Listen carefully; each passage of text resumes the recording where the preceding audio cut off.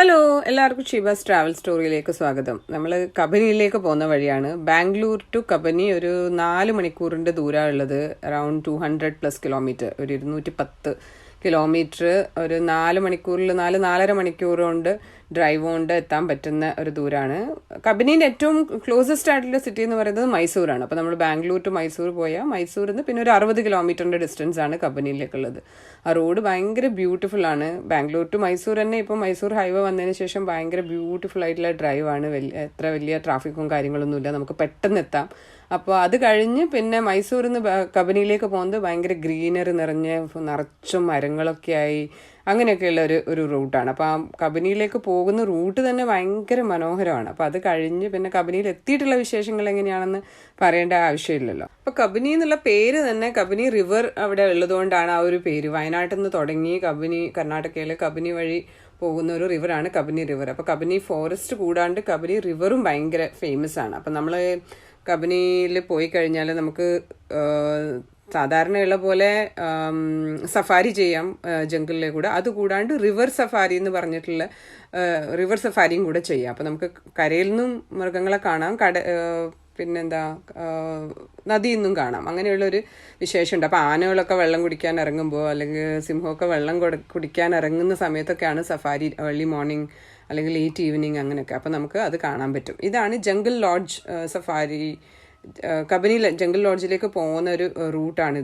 അപ്പോൾ ഇതിന് മുന്നേ പോയിട്ടുണ്ടെങ്കിലും കബനിയിലെ ഒരു ഡീറ്റെയിൽ ആയിട്ട് കാണാൻ പറ്റിയിട്ടില്ല. അപ്പം അതിന് കാണാനുള്ള ബെസ്റ്റ് ഓപ്ഷൻ കബനി റിവർ ലോഡ്ജാണ്. നമ്മൾ അതിലേക്കാണ് എൻട്രി ചെയ്തുകൊണ്ടിരിക്കുന്നത്. അപ്പോൾ ജംഗിൾ ലോഡ്ജസ് ആൻഡ് റിസോർട്ട്സ് എന്ന് പറഞ്ഞിട്ട് ത്രൂ ഔട്ട് ഉള്ള അതിൻ്റെ തന്നെ ആയിട്ടുള്ളൊരു പ്രോപ്പർട്ടിയാണ് കബനി റിവർ ലോഡ്ജ്. അപ്പോൾ ഇതിൻ്റെ സ്പെഷ്യാലിറ്റി എന്താണെന്ന് പറഞ്ഞാൽ ഇത് പെർ പേഴ്സൺ പാക്കേജാണ്. അപ്പോൾ ഒരാൾക്ക് ഇത്ര രൂപ എന്ന് വെച്ച് ഒരു ദിവസം നമ്മൾ താമസിച്ചാൽ അതിനകത്ത് നമ്മുടെ ഭക്ഷണം 3 നേരത്തെ ഭക്ഷണം ഇൻക്ലൂഡഡ് ആയി.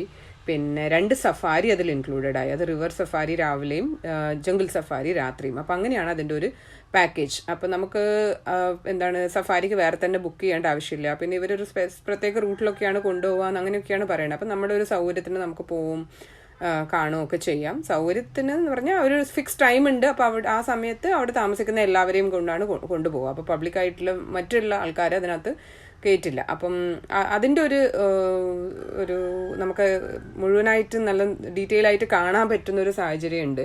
അപ്പം അതിന് പല പാക്കേജസ് ആണ്. വൈസ്രോയി പാക്കേജ്, മഹാരാജ പാക്കേജ് എന്നൊക്കെ പറഞ്ഞിട്ട്. അപ്പോൾ പെർ പേഴ്സൺ നമുക്ക് എടുക്കാം. അല്ലെങ്കിൽ നമ്മൾ കുറേ കൂട്ടുകാരും കൂടിയാണ് പോകണ്ടെങ്കിൽ അങ്ങനെ എടുക്കാം. അല്ലെങ്കിൽ 2 പേർക്ക് ആയിട്ട് എടുക്കാം, 3 പേർക്കായിട്ട് എടുക്കാം, അങ്ങനെ. അപ്പം ഒരു 11,500 തൊട്ട് ആണ് അതിൻ്റെ മുന്നോട്ടുള്ള ഒരു പാക്കേജിൻ്റെ ഇത്. അത് ഡീറ്റെയിൽ ആയിട്ട് ഏത് താമസ സൗകര്യമാണ് നമ്മൾ എടുക്കുന്നതെന്ന് വെച്ചാൽ. അപ്പോൾ ഇങ്ങനെ ഒത്തിരി ജീപ്പ് സഫാരിക്കുള്ള ഓപ്ഷൻസ് വണ്ടികൾ അവിടെ നിർത്തിയിട്ടിട്ടുണ്ടാവും. അപ്പം നമ്മൾ സൗകര്യത്തിനനുസരിച്ച് ആ ടൈമിന് നമ്മൾ അവിടെ വന്നു കഴിഞ്ഞാൽ എല്ലാവരെയും ഒരു 3-4 റൂമിലുള്ള ആൾക്കാരെ ഒരുമിച്ച് ആ ഒരു വണ്ടിയിൽ കൊള്ളുന്ന ആൾക്കാരെ കൊണ്ടുപോയിട്ടാണ് ജംഗിൾ സഫാരി ഉണ്ട്. അപ്പം ഞങ്ങളവിടെ എത്തിയത് ഉച്ചയ്ക്കാണ്. ഉച്ച കഴിഞ്ഞു ഞങ്ങളപ്പോൾ 3 മണിയാകുമ്പോഴാണ് സഫാരിക്ക് കൊണ്ടുവന്നത്. അപ്പം സഫാരിക്ക് ഞങ്ങൾ റിവർ ലോഡ്ജിൽ നിന്ന് ഇറങ്ങി കുറച്ച് ദൂരെ പോയി നമ്മുടെ വയനാട്ടിലേക്കൊക്കെ പോകുന്ന ആ മെയിൻ റോഡിൽ നിന്ന് ഒരു ഉള്ളിലേക്ക് ഒരു ഡൈവേർഷൻ എടുത്തിട്ടാണ് പോകുന്നത്. അപ്പം ഇത് 3 മണിക്കൂറുള്ള ഒരു സഫാരിയാണ്. 3 മണി തൊട്ട് 6:30 വരെ. അപ്പോൾ ഇവിടുന്ന് ഈ ചെക്ക് പോസ്റ്റ് പോലെയുള്ള ഒരു സ്ഥലത്തുനിന്ന്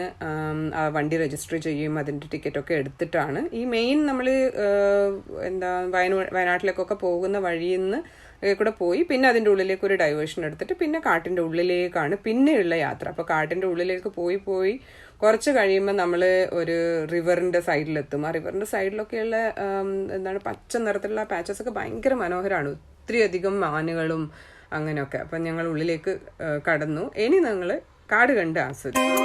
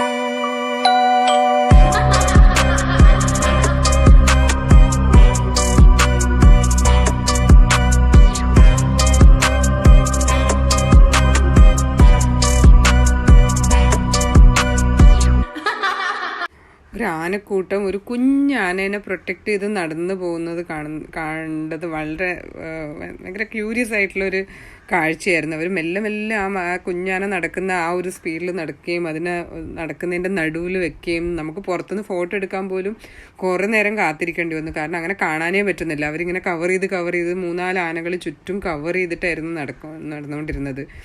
റിവർ സഫാരിയിലുള്ള ബോട്ടിംഗ് ഒക്കെ കാണാം. വലിയ റിവറാണ്. അപ്പം കബനി റിവറിൽ ഡേ ടൈമിൽ നടക്കുന്ന ബോട്ടിംഗ് ആണ് നമ്മളതിൻ്റെ ബാക്ക്ഗ്രൗണ്ടിൽ കാണുന്നത്. ആ പച്ച ഡെൻസ് ആയിട്ടുള്ള കാട്ടിലേക്ക് കൂടെ അവർ റോഡ് ക്രോസ് ചെയ്ത് പോയി വെള്ളം കുടിച്ച് തിരിച്ച് അതിൻ്റെ സ്ഥലത്തേക്ക് പോകുന്ന ഒരു കാഴ്ചയാണ്.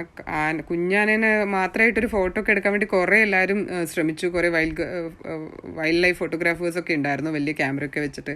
പക്ഷേ ഭയങ്കര ഡിഫിക്കൽട്ടായിരുന്നു അവരുടെ ഒരു കൂട്ടത്തിൽ നിന്ന് ആ കുഞ്ഞാനേനെ ഒന്ന് ഒറ്റയ്ക്ക് കിട്ടാനോ അതിനെ മാത്രമായിട്ടൊരു ഫോട്ടോ എടുക്കാനോ ഒക്കെ. അതിനിങ്ങനെ കവർ ചെയ്തിട്ട് നടക്കായിരുന്നു. അത് ഭയങ്കര രസമുള്ളൊരു കാഴ്ചയായിരുന്നു കാണാൻ.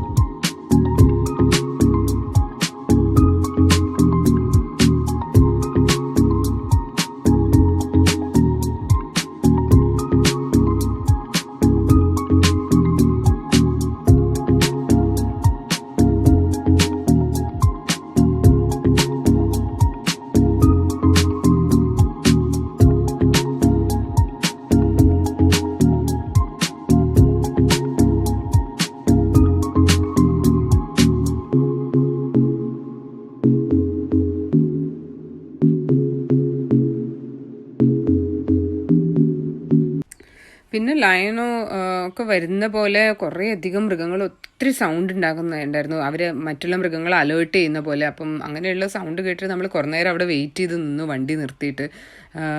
ചീറ്റയോ ലയണോ ലെപ്പേർഡോ എന്തെങ്കിലും വരുന്നുണ്ടോ എന്ന് നോക്കാൻ വേണ്ടി. പക്ഷെ നമുക്ക് അന്ന് കാണാൻ പറ്റിയില്ല. കുറേ നേരം വെയിറ്റ് ചെയ്ത് അതിൻ്റെ ഒരു സൗണ്ടൊക്കെ സൈലൻ്റ് ആവുന്ന വരെ നമ്മൾ നിന്ന്. ഈ കുഞ്ഞു പോലും സൗണ്ട് ഉണ്ടാക്കുമ്പോൾ ഒച്ച ഉണ്ടാക്കല്ലേ, അത് വരുന്നുണ്ടോ നോക്കട്ടെ എന്ന് പറഞ്ഞ് നമ്മൾ കുറേ നേരം വെയിറ്റ് ചെയ്തു. പക്ഷേ അന്നത്തെ ദിവസം നമുക്ക് കാണാൻ പറ്റിയില്ല. പക്ഷേ നമ്മൾ ചീറ്റേനെ കണ്ടു. അതിൻ്റെ ഡീറ്റെയിൽസൊക്കെ അടുത്ത വ്ളോഗിലാണ് ഷെയർ ചെയ്യാൻ പോണത് ഞാൻ. കാരണം നമ്മൾ പിറ്റത്തെ ദിവസം രാവിലെയാണ് കണ്ടത്. അപ്പോൾ ഈ 3 മണിക്കൂറിൻ്റെ ഒരു സഫാരി കഴിയുമ്പോഴത്തേനും 3 തൊട്ട് 6 മണി വരെ, 6 മണി ആകുമ്പോഴത്തേനും കുറച്ചൊരു നല്ലോണം ലൈറ്റൊക്കെ പോയി സൺസെറ്റ് ആവുന്ന ഒരു ടൈമായി. അപ്പം അതിൻ്റെ ചുറ്റുമുള്ള ഒരു ആംബിയൻസ്, ആ റിവറിൻ്റെ ചുറ്റുമുള്ള ഒരു ആംബിയൻസും ആ സ്കൈൻ്റെ കളർ ഫുൾ ചേഞ്ച് ആവുന്നതുമൊക്കെ ഭയങ്കര രസമായിരുന്നു. ഈ ഒരു ഗ്രീൻ പാച്ച് ഭയങ്കര രസമായിരുന്നു. ഒരുപാട് അധികം മറ്റുള്ള കുറേ റെയർ ആയിട്ടുള്ള മൃഗങ്ങളെ നമ്മൾ കണ്ടു. പക്ഷേ നമ്മൾ മെയിനായിട്ട് പോകുന്നത് ലയണിനെ കാണാൻ പറ്റുമോ, ലെപ്പേർഡിനെ കാണാൻ പറ്റുമോ എന്നൊക്കെയാണ് അതിൻ്റെ ഒരു ഹൈലൈറ്റ്. കാരണം ഒത്തിരി അധികം ബംഗാൾ ടൈഗർ അങ്ങനെയൊക്കെ ഉണ്ട് അവിടെ. ഒരു 180 ടൈഗർ ഉണ്ട്. അങ്ങനെ ഒത്തിരി അധികം ഉണ്ട് എന്നാണ് അവർ നമ്പർ പറയുന്നത്. പക്ഷെ കാണാൻ കിട്ടുകൾ വളരെ റെയറായിട്ടുള്ളൊരു ചാൻസാണ്. അപ്പം വണ്ടി വന്ന് അവിടെ നിന്ന് കുറച്ച് നേരം അവിടെ വെയിറ്റ് ചെയ്ത് അങ്ങനെ ഓരോ ഗ്രീൻ പാച്ചസിലേക്കും അവിടെ വെയിറ്റ് ചെയ്ത് നിന്ന് ഒക്കെ കഴിഞ്ഞിട്ടാണ് നമ്മൾ പിന്നെ തിരിച്ചു പോകുന്നത്. അപ്പോൾ ഇവിടുന്ന് ഞങ്ങൾ തിരിച്ച് ആ റൂട്ടിലേക്കൂടെ തന്നെ തിരിച്ച് വന്ന് ആ മെയിൻ റോഡിലെത്തി. പക്ഷേ മെയിൻ റോഡിലൊക്കെ ഫുൾ ടൈം പോലീസ് വാങ്ങലൊക്കെ അങ്ങോട്ടും ഇങ്ങോട്ടും പോയിക്കൊണ്ടിരിക്കുന്നത്. അവർ വാച്ച് ചെയ്യുന്നുണ്ട് ആരെങ്കിലും ഇങ്ങനെ റോഡ് സൈഡിൽ നിർത്തുന്നുണ്ടോ. അപ്പം നമ്മൾ ഇപ്പോൾ വയനാട്ടിലേക്ക് പോകുമ്പോഴാണെങ്കിലും ആ വഴിയിൽ മൃഗങ്ങളെ കണ്ടാൽ പോലും നിർത്താൻ പാടില്ല എന്നാണ് അതിൻ്റെ ഒരു റോഡ്. നമ്മൾ വേഗം വണ്ടി എടുത്ത് പോകാമെന്ന് മാത്രമേ ഉള്ളൂ. അപ്പം അങ്ങനെ ആരെങ്കിലും നിർത്തുന്നുണ്ടോ എന്നൊക്കെ നോക്കാൻ വേണ്ടി പെട്രോളിങ് നടന്നുകൊണ്ടിരിക്കുന്നുണ്ട്. അപ്പം നമ്മൾ നിർത്താൻ പോയപ്പോഴൊക്കെ അവർ പിറ്റത്തെ ദിവസം തിരിച്ചു വരുമ്പോൾ നിർത്താൻ പോയപ്പോഴൊക്കെ ഞങ്ങളുടെ അടുത്ത് വന്ന് വഴക്ക് പറയുകയൊക്കെ ചെയ്തു. അപ്പോൾ ലെപ്പേർഡിനെ കണ്ട കാഴ്ചകളും റിവർ സഫാരിയും അടുത്ത വ്ളോഗ്.